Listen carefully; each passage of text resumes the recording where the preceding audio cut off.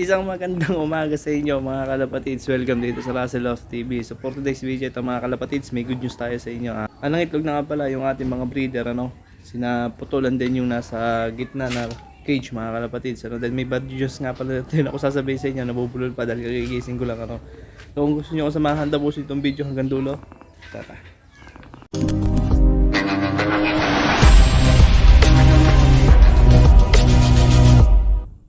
So ito mga kalapatids, bago tayo mag-umpisa, weather muna tayo mga kalapatids, at medyo makulimlim sa banda doon. Pero ayan, makikita nyo naman na dito, ayan, medyo maaraw na mga kalapatids. Mainit na dito sa amin. And then nagtalim nga pala ako mga kalapatids dito ng oregano. Nang sa ganon, hindi na tayo manghihingi sa ating mga kapitbahay mga kalapatids. Nanghingi na tayo ng mga oregano, nagtalim na tayo. Kasi maganda to mga kalapatids sa ating mga alagang kalapate, gagawin natin oregano no? So yung bad news muna mga kalapatids, mamaya natin papakita sa inyo yung ating mga breeder na ng itlog. So mapapansin nyo mga kalapatids, nadadalawa na lang yun nandito, nabubulol pa. Kasi nawala yung dalawa natin choco na batok na galing kay Sir Alvin Malihan.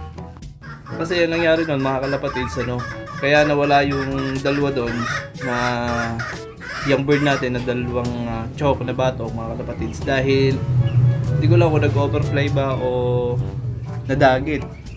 Kasi halos sila mga kalapatids, 1 week na silang rumoranda dito sa amin sa area namin.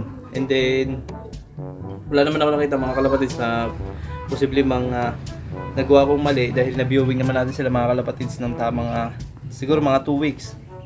Biniewing ko sila, nilalagay natin sila mga kalapatids sa may 360 apiary natin. Tapos ayun, nagro-ronda na sila dito ng mga halos isang linggo na mga kalapatids. So ayos na sa akin kasi nga umuwi din sila. Ito nga nung nakaraang araw, inalpasan ko sila mga kalapatids ng alas 3 ng hapon. Kasi nagpapatuka tayo tuwing alas 4. So yun mga kalapatids, akala ko nag-raging lang sila. Hanggang sa umabot na ng alas 5 ng hapon mga kalapatids, nakapagpatuka na tayo ng mga ibon, hindi na talaga bumalik. So, possible, ang iniisip ko nun mga kalapatids, tumapo lang, napatambay sa mga bubong, o nag-overplay lang sila, tapos napatambay sa mga bubong, nagpahinga. Kaya iniisip ko nun, baka kinabukasan sila uuwi. Anong nangyari naman, kinabukasan, hindi na sila talaga umuwi mga kalapatids. Talagang nangawit na yung leg ko maghapon dito. Kinaantay doon sa dalawa nating young bird na inalpasan. So yung mata nila mga kalapatids, hindi naman ganoon kalabo, o gaya talaga sa mga young bird natin na isang buwan na yung mata nila is kulay pa lang, yung brown pa, wala pa masyado silang nakikita na malinaw. So yung talaga sa kanila mga kalapatids is meron ng kulay. So bali nang hihinahin ako mga kalapatids, dahil dalawa yung young bird na nawala natin. So ganoon din mga kalapatids, bali pa 3 beses ko na itong nagkalapate ulit. Yung pa 2 beses ko na pagkakalapate, ganoon din mga kalapatids, nawalan din ako ng dalawang young bird. So napalitan naman mga kalapatids na sobrang dami. Yun nga lang, naubos din doon sa gamot na pinampurga natin. So ganoon pa man, ganun talaga sa pag-iibon mga kalapatids, mawawalan talaga tayo. Pero may babalik naman ang mga bago na alam niya na may darating mga bago mas maganda o mas marami pa sa kanila. So ang hiling ko lang doon sa nakadagit o sa nakahuli, alagaan mo na rin na mabuti yan kalapatids, at talagang alaga yan dito sa loft. So yun nga mga kalapatids, ipapakita ko na sa inyo yung mga breeder natin na nagsikitlogan dito. So tara. Bale, ito nga pala mga kalapatids, yung galing kay Sir Alvin, nakak. So talagang hindi na sila nagpares nung nandito. Hindi na sila nagpares mga kalapatids talaga nito. So sayang, ganda pa naman itong blue check na to mga kalapatids. So kunin natin. Medyo mailap lang talaga dahil hindi sila nahihipo. Ito mga kalapatids, maganda yung katawan na ito. Talagang bilog na. Ito mga kalapatids. So ang gandang hen ito, makinis. Tapos malinis yung pagka blue check nya. Sayang, hindi lang pinarisa nun. Nung isa, lagi silang nag-aaway mga kalapatids. So dito naman yung galing sa kaibigan nating si Pedong. So possible na mga itlog na to mga kalapatids, mga ilang araw na lang din. So ang ganda ka ng itong sangkak mga kalapatids. Talagang bumuburga na rin. So, odd line homer siguro yan mga kalapatids. Then tong isang checkered na hindi ko lang alam mga kalapatids kung anong linyado niyan. Pero makita naman natin na quality mga kalapatids kahit na unknown line lang yung ating naalagaan. So sa panahon din kasi ngayon mga kalapatids is wala nang neto eh. Halos puro unknown line lang na siguro naghalo-halo lang yung mga breeders siguro sa mga dagit na galing race. So nabibreed nila. Nangyayari hindi na alam kung ano yung mga breed noon.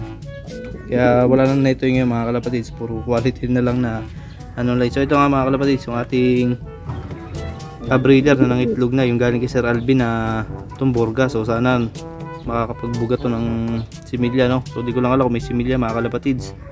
So check ko mamayang hapon kung merong similya to. So sana meron. Then ito nga mga kalapatids sinaputol. Ayan nagitlog na sila ng dalawa. Mabuti naman dahil umitlog ng dalawa. So sure ball ako na may similya to. So paano na ito mga kalapatids, padalawang araw lang itlog nila.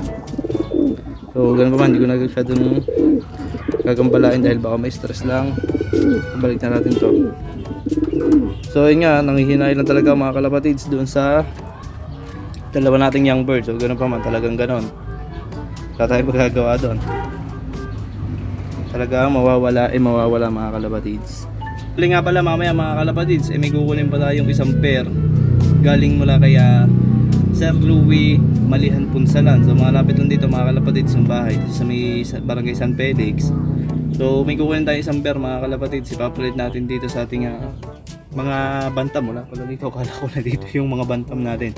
So may tatlo tayong bantam na tatlong hen.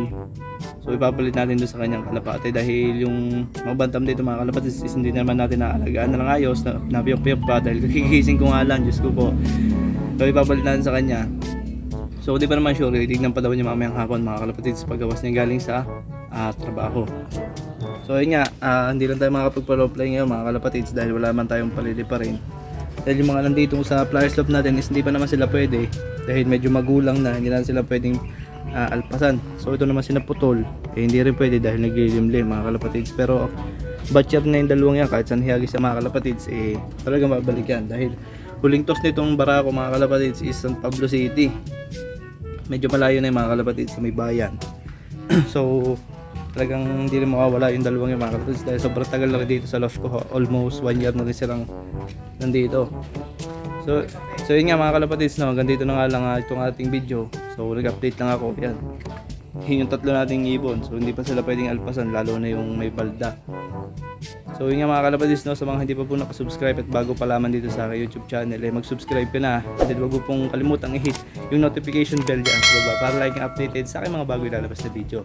So hanggang dito na lang mga kalapatids, maraming salamat sa panonood. Mag-aalmusal muna ako ni Love Girl, tinatawag na ako. So lagi mag-ingat, bye!